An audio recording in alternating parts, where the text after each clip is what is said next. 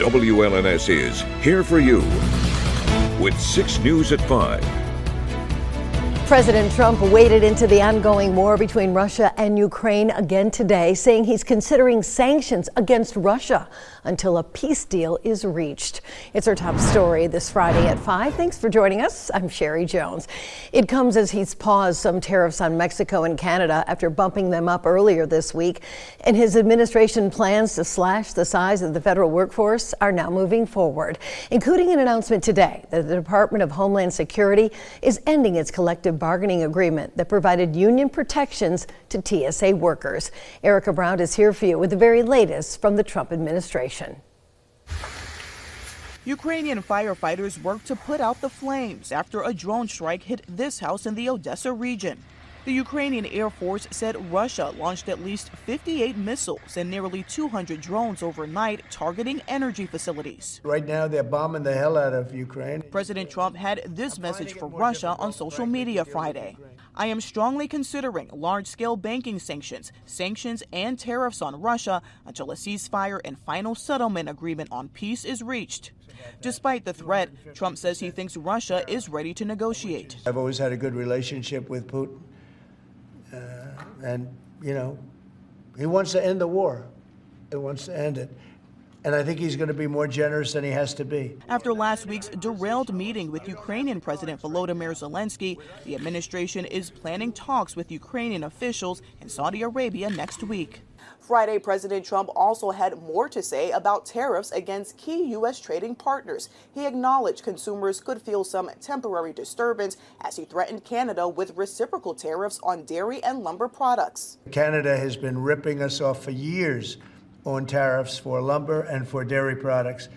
250%, nobody ever talks about that. 250% tariff, which is taking advantage of our farmers. The administration is also expanding its efforts to slash the size of the government. The Department of Homeland Security announced Friday it is ending a collective bargaining agreement that provided union protections to TSA workers. Erica Brown, CBS News, the White House.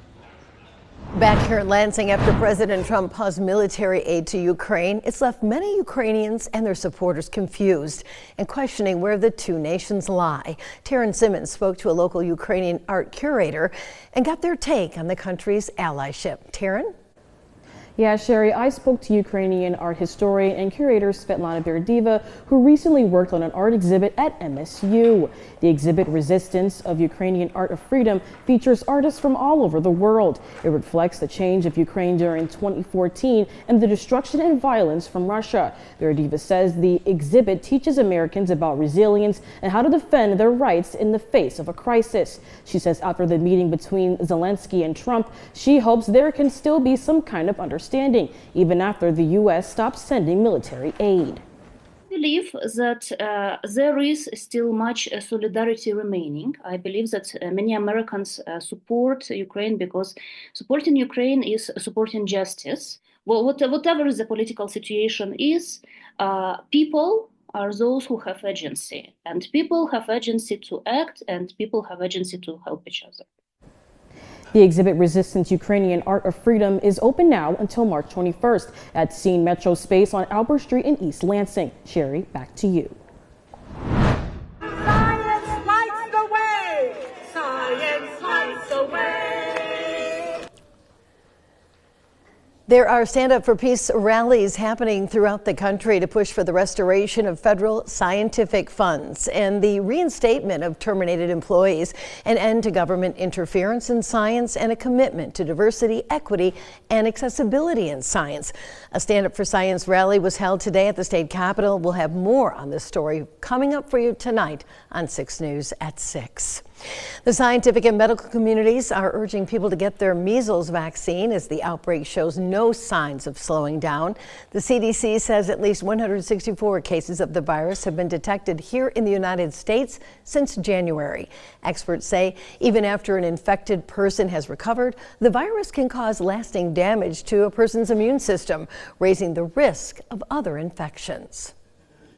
Measles infects immune cells, and when it does so, it damages immune cells and it wipes out partially your immune system's memory to certain infections. The best thing is not to get measles in the first place, and the best way to do that is to get vaccinated. So far this year, 2 unvaccinated people in the United States have died, a child in Texas and most recently an adult in New Mexico. That individual did not seek medical care, and the official cause of that death is still under investigation. Daylight saving time is just a few days away. We lose an hour of sleep, and the mornings, though, they get a little darker. It's an adjustment that almost everyone experiences, but experts say kids feel the change the most. Our Rachel Ramsey is here for you now with how you can prepare your kiddos for what's coming up. Yeah, Sherry, it's about time to change your clocks. And while adults may be somewhat used to the biannual time shift, Dr. Marissa Elias with Henry Ford Health says kids have a strong internal clock. So slowly easing them into the time change will prevent some temper tantrums. Dr. Elias recommends moving your children's bedtime up by 15 minutes a day, so when the time change happens, their bodies will be prepared and their sleep is not affected. And since that time change is on Sunday, the time to start is now. When it comes to darker mornings, if your kids wait for the bus, the doctor has a tip to keep them safe. Having some type of reflective pieces on them, whether it's on their backpack or on their jacket or on their shoes, something like that could be helpful. But yes, if a parent can be around just for supervision before pickup or, the bus or whatever it is, that is always desirable as well. But we do the best that we can and just have them wear something that's a little reflective somewhere on their body. Those darker mornings aren't ideal, and yes, we lose an hour of sleep, which is not fun. But on the bright side, we also gain an hour of sunlight in the evenings, so more time for fun outdoor activities for you and your kids. Back to you. All right. Reminder when we're completely exhausted. Well, one of the longest running equine events in the country is back in mid-Michigan today, bringing in thousands of people. The 42nd annual Horse Expo kicked off today at the MSU Pavilion.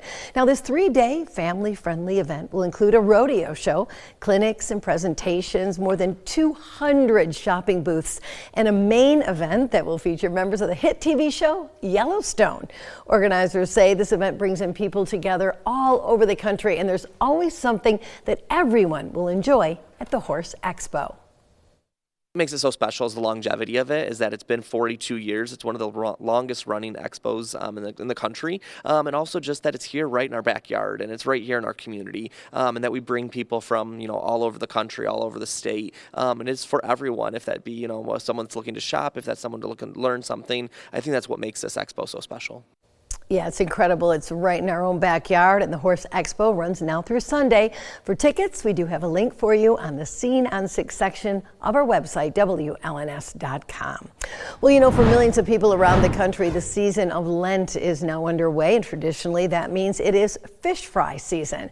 Members of some Christian faiths traditionally abstain from most meat on Fridays during Lent, so fish fries have become a very popular custom in many regions, including here in the Midwest. Well, today is the first Friday of Lent, and there are fish fry options scheduled all over mid-Michigan, and those include Cristo Rey Church, St. John's Catholic Student Church in Lansing, and the American Legion Post in Grand Ledge, the VFW in DeWitt, and St. James Catholic Church in Mason. If you'd like a full list, just visit WLNS.com. From Storm Tracker 6, this is Weather First, sponsored by Auto Owners Insurance. Simple human sense. Spring is a time of change, and sometimes that means changes in the forecast, and we do have a few that we've made to the forecast for next week. Our high temperature trend, cold out there today, Saturday upper 30s, but then near 50 on Sunday. We're in the 50s on Monday, but not quite to 60. And Tuesday, there's some question marks as some cold air may try to make a run at us. And then late next week, it appears a stronger storm system may really start to push warm weather back into the region, so perhaps more 60s on the way next Friday and Saturday. Satellite and radar today will be dealing with snowfall and temperatures in the 30s, although it's nothing too significant, still some flakes out there. Precision Cast gets rid of that snowfall quickly this evening, so by tomorrow morning we will see mostly clear skies. A lot of sunshine to start the Saturday, but late in the afternoon I expect skies to become mostly cloudy. There's a weak system to our north. It's not really going to bother us here in mid-Michigan. Worst case would be a sprinkle from that, and that's about it. By Sunday morning, that system's well to our northeast, maybe a few clouds left over, but whole Hopefully those will burn off during the mid-morning hours and leave us with lots of sunshine Sunday afternoon. That should allow temperatures to climb into the upper 40s and maybe even lower 50s. Next week, here's the problem as we head into Monday evening and into Tuesday. Cold air is going to start to pull to our north and begin to slip south. So by Tuesday afternoon, the question is, where will that front end up? You go from the mid-50s in Mount Pleasant into the 60s for southern sections of mid-Michigan. We're right in the middle of that, so that could be a bit problematic. And it looks like that front may actually sink just to our south on Wednesday. And so instead of 50s, we will probably top out in the mid to the upper 40s. So those are the big forecast changes as we head into next week. Not huge changes, but I was looking forward to those 60s on Tuesday. I don't think we're quite going to make it there. Skyview Network, some light snow outside on the McLaren Cam, temperature 36 degrees, wind gust only 20, and with temperatures in the mid-30s, the snow hasn't really caused any major problems. Same thing in Grand Ledge, some very light snow showers, temperature at 34 degrees after a high today of 38.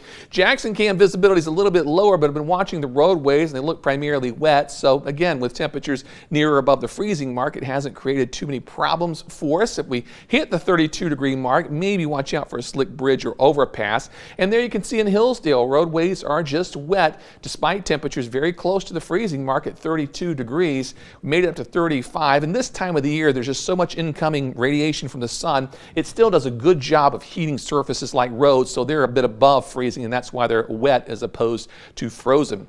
Temperatures currently sitting in the mid-30s. As we head into the overnight hours, we'll see lows tonight near 20 as the precipitation quickly moves out this evening. Then for tomorrow, temperatures in the lower 30s by noontime. We'll top out in the upper 30s tomorrow afternoon. Not a bad day, but it's going to be on the cool side. The 6-day forecast, bring those clocks forward Sunday morning. My last reminder for this year. Temperatures in the upper 40s on Sunday. Looks good Monday and Tuesday. Taking rain out of the forecast on Wednesday. Looks just a little bit dry with this frontal passage.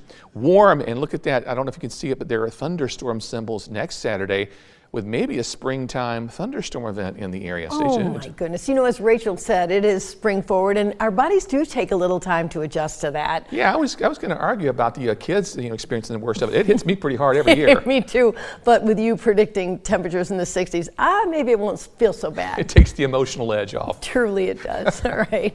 Well, you know what? We here at TV6 are getting ready to celebrate, believe it or not, our 75th anniversary this year, and we really could use your help. So if you have any pictures or videos from back in the day, we've set up a folder for you to upload your memories at WLNS.com/75, and we would love to use them on air. Thank you to all of you who have already sent in a lot of these memories to us. Just let us know, and we will definitely try to get a hold of you. Well, you know what? It was a big night for local boys basketball. Sports Director Ian Kress will join us more on this incredible buzzer beater when we come back.